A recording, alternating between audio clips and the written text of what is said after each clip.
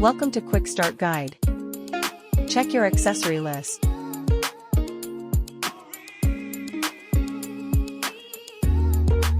Remove the protective film.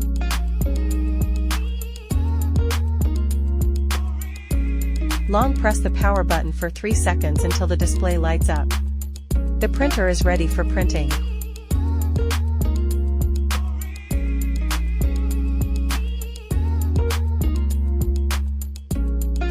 Download and install Pinter Master.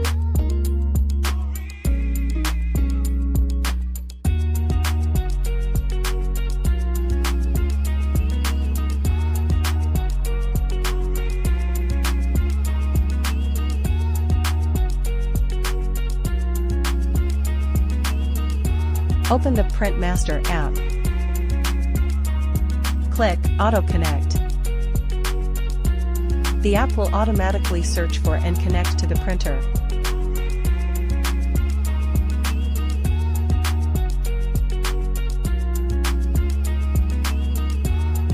Edit your first label.